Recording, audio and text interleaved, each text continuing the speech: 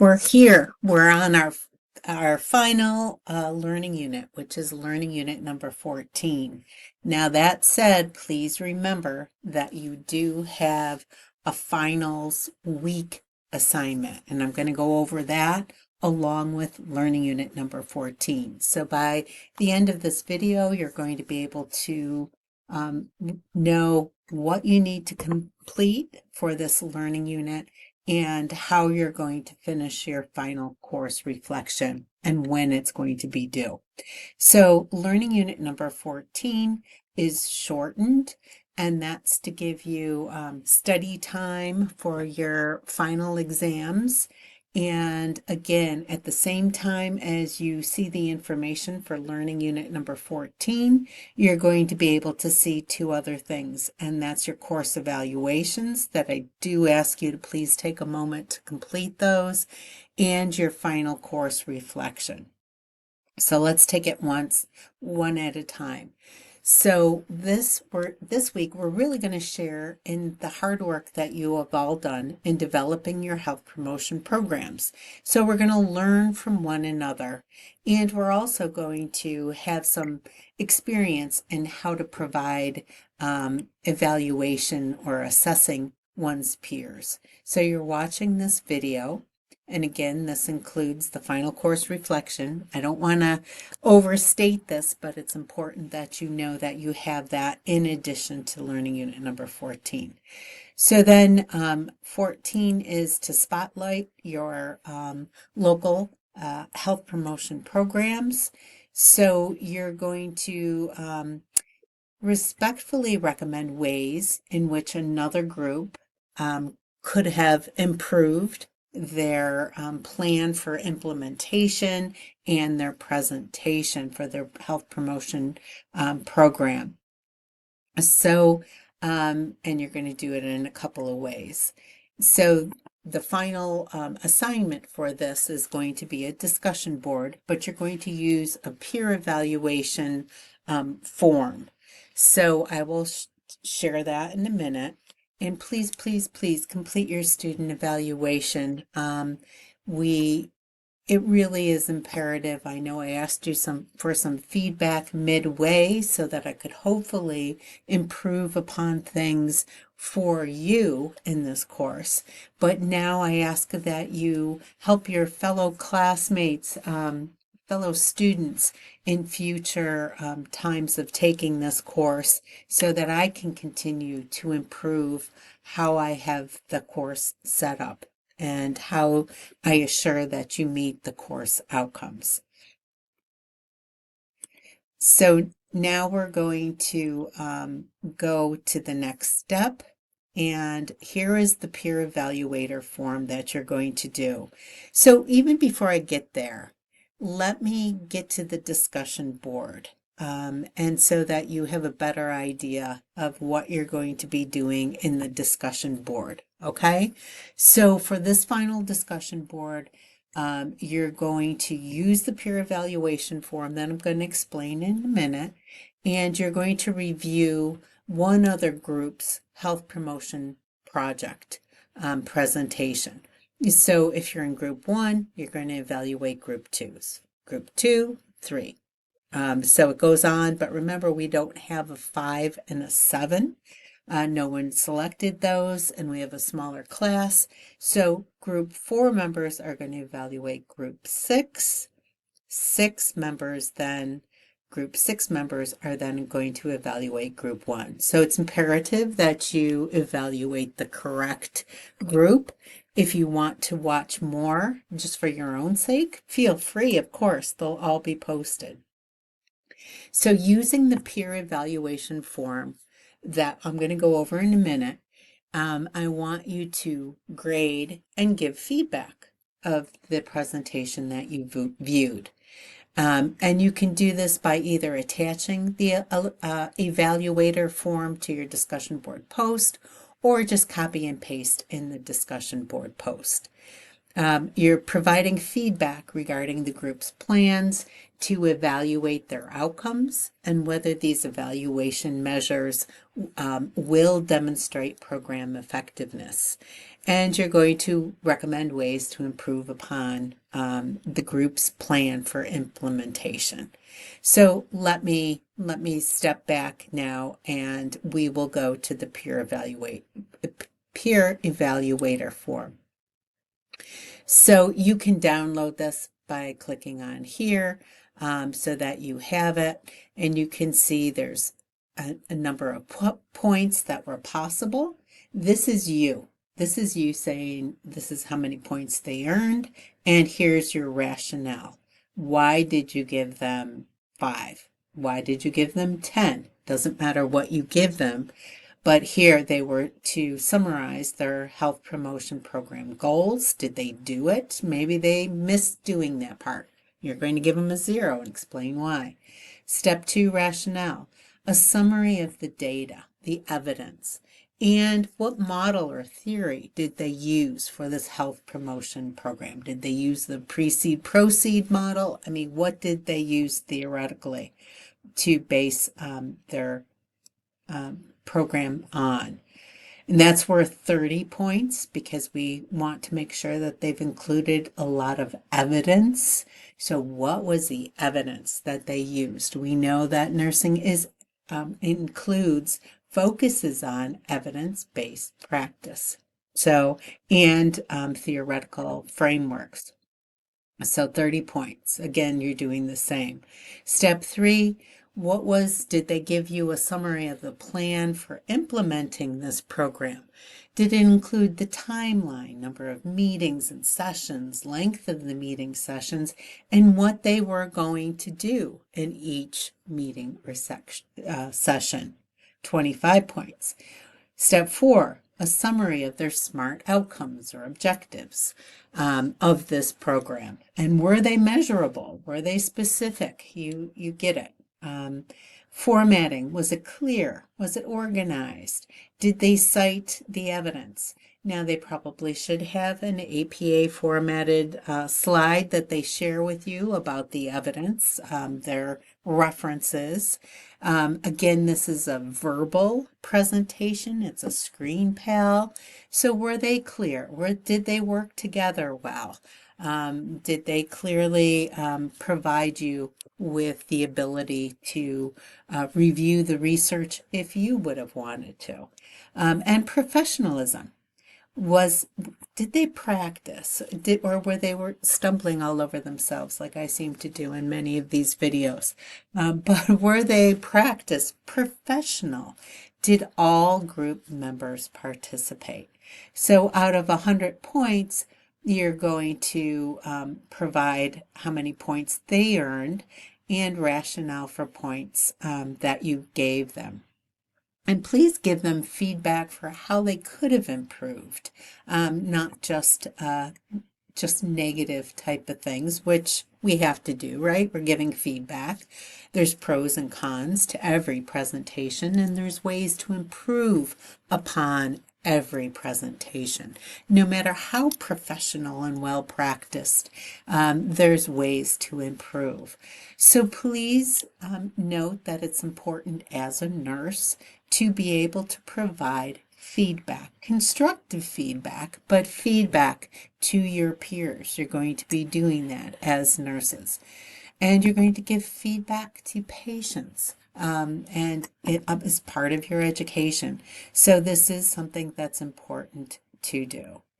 So that's the form that you're going to use for your discussion board. And again, cut and paste what you've done as you're watching your presentation into the discussion board or attach it. Now, here are the actual links to the videos you're going to watch. Here's group 1, 2, 3, 4, 5. I'm sorry, 5, we don't have a 5, so you won't be able to view that. 6, and we don't have a group 7. So you're going to be watching the group that you've been assigned and then you are completing your discussion board post. And then next again is the idea course evaluation, course survey. Please complete. You've gotten an email at your Lakers email, but you could also click on in here and it should take you right to that link.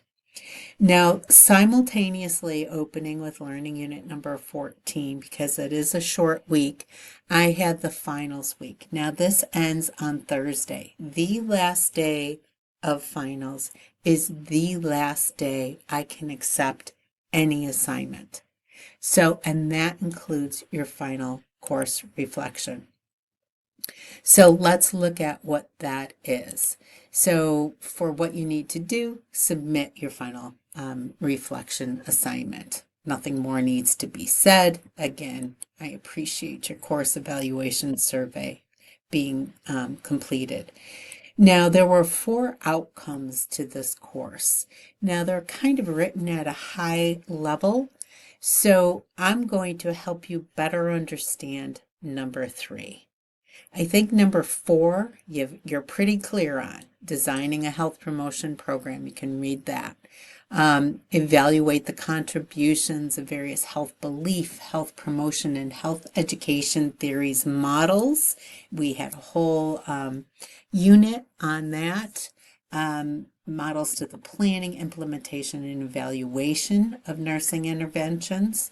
So even the SMART model is a model of evaluating nursing interventions as far as our outcomes, but you know that we did other theoretical models. Predicting the impacts of the determinants of health. We talked about socioeconomic status, cultural heritage, race, ethnicity, etc., on the health and well-being of individuals, communities, and populations.